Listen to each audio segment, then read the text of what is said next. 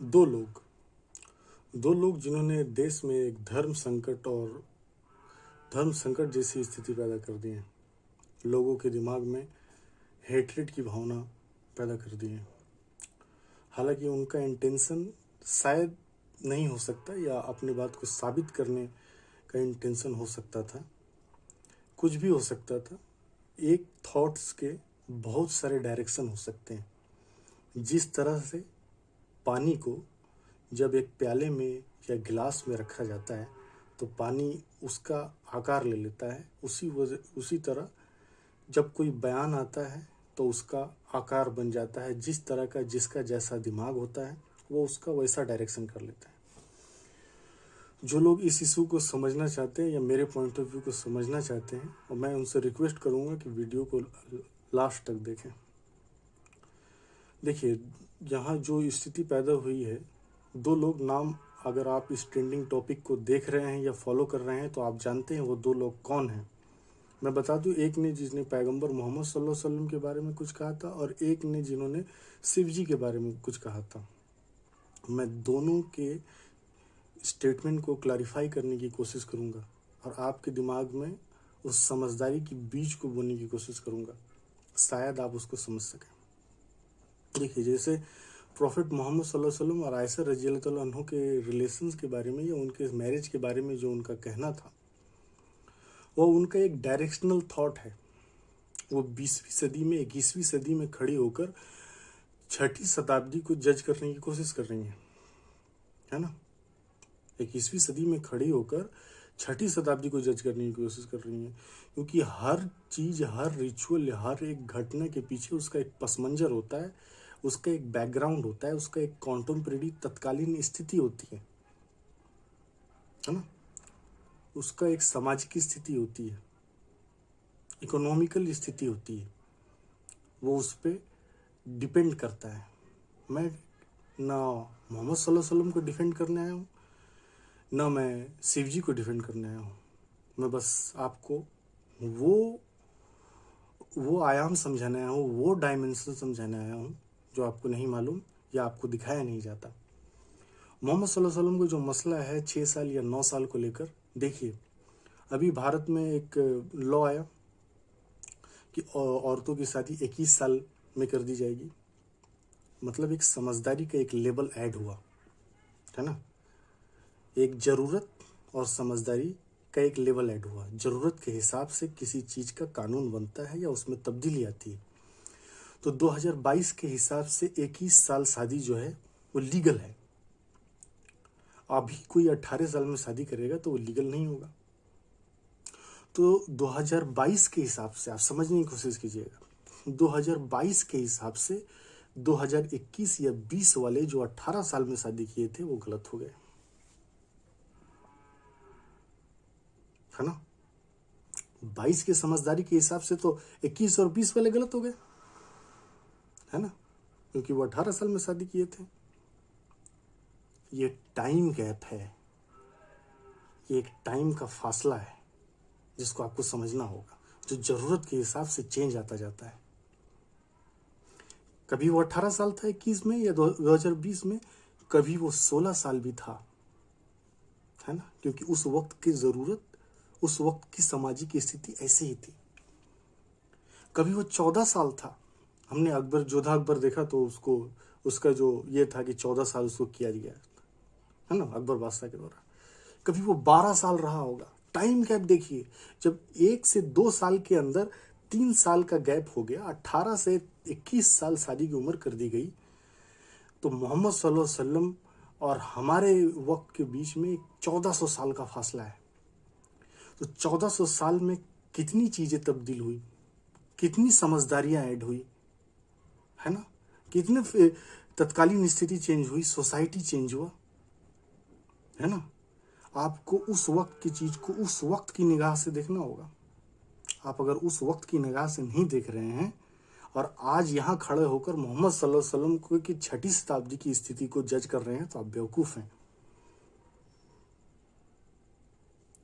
है ना। अकबर जब 16वीं सदी में, या अकबर 16वीं सदी में जब अकबर वास्तव में था, लगभग 1600 ईस्वी के आसपास। तो 14 साल उसको औरतों का एज मुयन किया गया था। तब भी 1000 साल का गैप था। तो टाइम गैप देखिए उसको, उस वक्त की तत्कालीन परिस्थिति देखिए। 1000 साल में तो और नीचे चल जाता, 7 साल हो गया होता, 6 साल हो गया होता, 4 साल हो गया होता। सामाजिक स्थिति अलग टाइप की थी अरब की। उस वक्त को उस वक्त की निगाह से देखिए। ये जो 1400 साल में जो समझदारी आई है ना, उस समझदारी की वजह से आप 6ठी शताब्दी को जज कर रहे हैं। ये वक्त नहीं बीतता तो आपको इतनी समझदारी भी नहीं आती, है ना। और लोग बीच बीच में बोलते हैं कि 4 शादी का परमिशन। अरे भाई साहब, उस वक्त जो 4 शादी का लॉ आया था ना, उस वक्त लोग 10-10, 20-20, 30-30 शादी करते थे। तो उस चीज से रोकने के लिए 4 शादी लाया गया था। ये 4 से ज्यादा नहीं करना है। उस वक्त को रोक, उस रिचुअल्स को 10-20 शादी की रोकने के लिए 4 शादी की लिमिटेड बांधी गई थी, जो उस वक्त के हिसाब से सही थी, मगर 20वीं शताब्दी के हिसाब से गलत हो जाएगी, क्योंकि ये सेक्सुअल रेशियो ऊपर नीचे हो गया है। सेक्स रेशियो जानते हैं, 1000 और मर्द पे 1000 औरत। तो सेक्स रेशियो डाउन हो गया है। औरतों की सामाजिक स्थिति चेंज हो गई है। उस वक्त औरतों की सामाजिक स्थिति कुछ नहीं थी। उस वक्त किसी बड़े आदमी से शादी कर लेना उनके लिए अचीवमेंट था।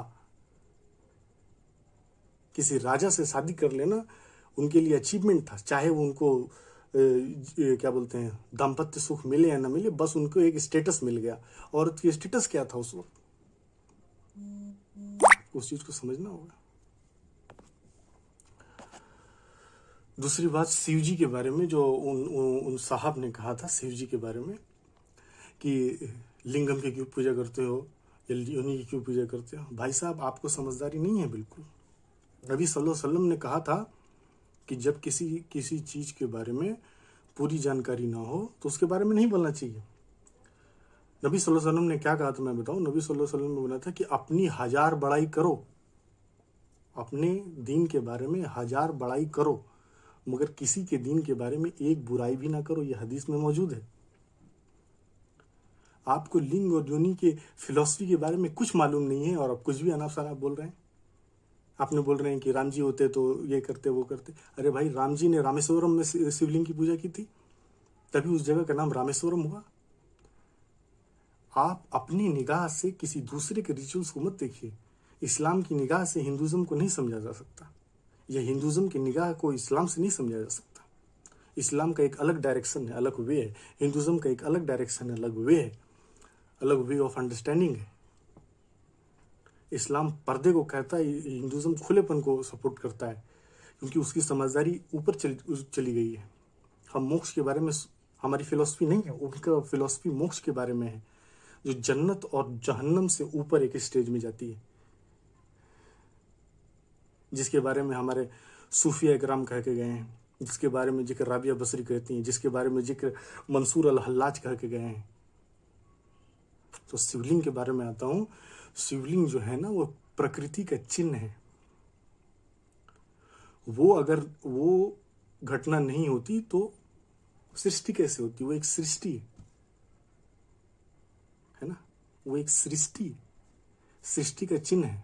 जो भाई साहब शिव जी के बारे में बोले, वो क्या अलग डायरेक्शन से आए हैं, या पसीना से उनका पैदावार हो गया था, या कुछ जड़ी बूटी खा लिया गया था तो वो पैदा हो गए थे। सबका प्रोसेस वही है। हिंदुज्म उस खुली फिलॉसफी को कहता है कि वो मोक्ष, वो माया का द्वार है। जिस चीज की पूजा करते हैं ना, वो माया का द्वार है। उसी से माया में एंट्री होती है हमारी। हम एज अ बॉडी उसी कृत्य के कारण, उसी प्रकृति के कारण माया में एंटर करते हैं। आपको माया मालूम है? माया मतलब होता है, ये जो दुनिया है ये वहदत है। ये दुनिया रियल वर्ल्ड नहीं है, ये जस्ट एक सपना चल रहा है, जिसको इस्लामिक फिलोसफी में या सूफी फिलोसफी में वहदतुल वजूद कहते हैं, कि ये एक वहदत चल रहा है। This is not real world, है ना। तो हम माया में एंट्री करते हैं उसी प्रोसेस के द्वारा, और वही प्रोसेस से हम माया के द्वार से बाहर निकल जा सकते हैं। उसी चीज से हम, ये जो लिंगम है ना, लिंगम, और जिस तरह से वो ये किया गया है, ये एक संसार है, वो द्वार है संसार, और ये हम पूरी योनि में है। किसी को की समझदारी बहुत खराब होगी ना तो वो हंसेगा, मेरी बात पे हंस सकता है, आप हंसिए, आपकी समझदारी वैसी नहीं हो सकती आपकी। वो एक द्वार है, वहां से ये पूरा हम जो यहाँ जी रहे हैं ना, एक तरह की योनि है जिसके अंदर हम हैं, ये एक माया है, और उसी के द्वारा हम इस मृत्यु लोक से बाहर रहेंगे। जन्म मरण का जो सिद्धांत है, इस्लाम में तो रिनकार्नेशन का सिद्धांत नहीं है, पुनर्जन्म का सिद्धांत नहीं है। इस्लाम से ही एक धर्म निकला था ड्रूज, जिसको इस्लाम से बाहर कर दिया गया। ड्रूज लोग पुनर्जन्म पर विश्वास रखते थे। इस्लामिक फिलोसोफर जो उस चीज को सोच के उससे आगे निकल गए, उनको इस्लाम से बाहर निकल गया। बिल्कुल निकालिए, आप, आपको नहीं समझ में आता या आपको एक्सेप्टेड नहीं, आप बिल्कुल निकालिए, मगर किसी भी चीज को बिना समझे उसके बारे में जजमेंट नहीं दीजिए। आपको नहीं मालूम है हिंदुज्म के बारे में, आप हिंदुज्म नहीं जानते, है ना। किसी भी चीज को समझने के लिए, किसी भी चीज को सही साबित करने के लिए 1000 तथ्य है, और किसी भी चीज को गलत साबित करने के लिए 1000 तथ्य है ना। आप चाहेंगे तो कोई एक तथ्य को पकड़ के उसको सही साबित कर देंगे, और आप चाहेंगे तो 1000 तथ्य भी आपके लिए काफी नहीं होगा, आप हर तथ्य को गलत साबित कर देंगे। एक तीसरा डायमेंशन है जिसको आपको समझना होगा। एक तीसरा डायमेंशन वो है कि किसी भी चीज को उसके हिसाब से जज करो, उसके हिसाब से जज करो। गीता को गीता के निगाह से देखना होगा, कुरान की निगाह से नहीं देखना होगा। कुरान को कुरान की निगाह से देखना होगा, गीता की निगाह से नहीं देखना होगा। तभी आप उसका मूल स्वरूप समझ पाएंगे। कुछ भी कोट करके कुछ भी साबित करने से नहीं होता है। आपको भी नहीं मालूम है कि हकीकत क्या है, हमको भी नहीं मालूम है कि हकीकत क्या है। हम क्या जानते हैं। आप ही अगर किसी हिंदू घर में पैदा हो गए थे तो आप भी वही कर रहे होते जो उस औरत ने किया, और वो जो औरत अगर किसी मुस्लिम समाज में जन्म लेती और वो भी एक प्रवक्ता होती तो वो भी वही कर रही थी जो आपने किया। आप दोनों बेवकूफ़ हैं। आप दोनों को दुनिया के बारे में, रियलिज्म के बारे में कुछ भी मालूम नहीं है। एक कोइंसिडेंट है कि हम मुस्लिम हैं, और एक कोइंसिडेंट है कि हम हिंदू हैं। कुछ भी गर्व करने वाली बात नहीं है। अल्लाह क्यों चाहेगा कि लोग काफिर की तरह पैदा हो? अल्लाह क्यों चाहेगा कि कोई मुस्लिम की तरह पैदा हो? ये हमारी रियलिटी, हमारे अंडरस्टैंडिंग को बढ़ाने के लिए ये बहुत सारा बागीचा है, जिससे हम समझ के अल्लाह तक पहुंच सकते हैं, उस परमेश्वर तक पहुंच सकते हैं। लड़ के नहीं पहुंच सकते। कुछ भी साबित करने लायक नहीं है इस दुनिया में सिवाय खुदा के। वही साबित है, और कुछ भी साबित नहीं है। कुछ भी साबित नहीं है। सब कुछ खत्म होने वाला है। कुछ भी साबित नहीं कर सकते आप एक प्री डिटरमाइंड, एक बर्थ के हिसाब से किसी चीज के बारे में डिफेंड कर रहे हैं या अटैक कर रहे हैं। इस चीज को समझिए। जिस देश में इंटेलेक्चुअल्स की जरूरत है, जो किसी भी चीज को उस वक्त के निगाह से और उस फिलॉसफी के हिसाब से किसी चीज को देखें। हम सच नहीं जानते। We don't know about Allah, we don't know about anything of this world. कुछ नहीं जानते हम सर्च कर रहे हैं, हम कोशिश कर रहे हैं उस चीज को समझने की। अल्लाह को समझना इतना आसान है। तुम्हारी औकात क्या है? हमारी औकात क्या है कि हम उसको समझ सकते हैं जिसने हमें बनाया? नर्म बनिए और समझिए। किसी का अपमान मत कीजिए। हमारे नबी ने भी कहा था कि किसी का अपमान मत कीजिए। नबी को फॉलो कीजिए, नबी को समझने की कोशिश कीजिए। इस्लाम का एक अलग डायरेक्शन है,